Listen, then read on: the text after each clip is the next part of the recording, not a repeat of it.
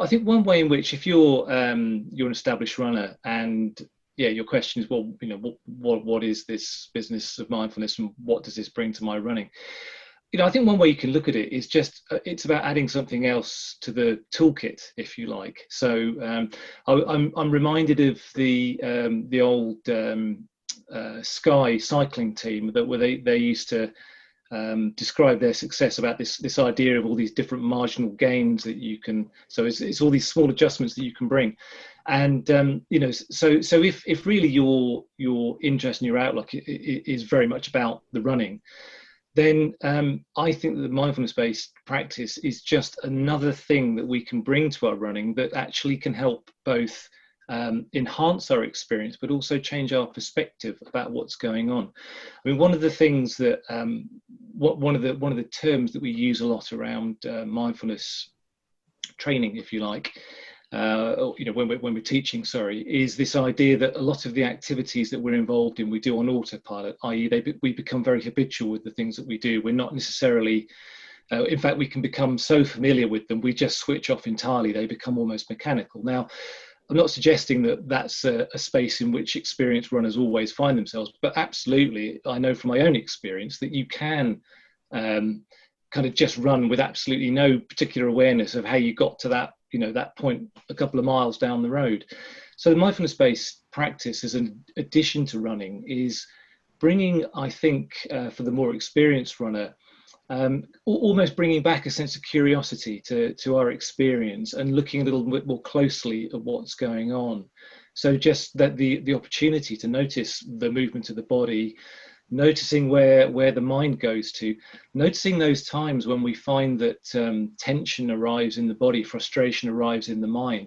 If we work with a mindfulness-based practice, we can start to become a little bit more keen at noticing triggers for those kinds of things that might actually otherwise be impairing our experience of running in some sense. So that's probably the way I would approach that question. I don't know, Cesare, if you have different perspective. Yeah, I think there can be other perspectives. So, you know, some people that come to our workshops come because you know, they're interested in mindfulness and well-being and so on. And then there's others that, you know, like Stuart is describing, you know, more interested in the running and, you know, what it could perhaps add to their running repertoire in terms of that toolbox. But what I would say is that one of the things we try to really emphasize in the workshops that we teach is the skills and methods that you will learn in mindful running can be applied in your daily life as well. Whether or not that's what you signed up for, that's an added benefit. And for example, one of the things we become aware of when we practice mindful running are the habits of the mind, you know, like Stuart is saying, maybe the frustration, or I'm not good enough, or, you know, this isn't a good day for me, I'm having a bad run, and all of that. And if we just, for example, follow those thoughts and believe them and solidify them unmindfully, so to speak, you know, then that's going to have a visceral reaction in the body. It's going to have an emotional reaction and a physiological feedback reaction. The body's going to tense up, and we're going to become less efficient runners and so on.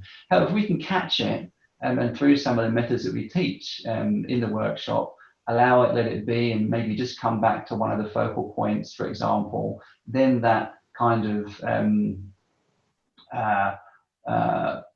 vicious circle gets broken, you could say, and then you can get more back into your stride with running.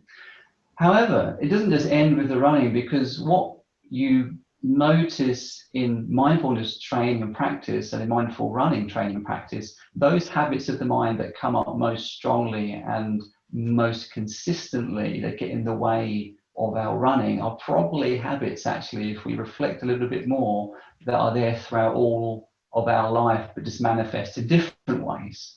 You know, so once we become aware of that, we can also learn to recognize them in daily life and let them go, and change the focus of our attention to something a little bit more natural and neutral, more present, or even practice gratitude, noticing things that are good enough, and so on and so forth, which is also another aspect of the training that we teach.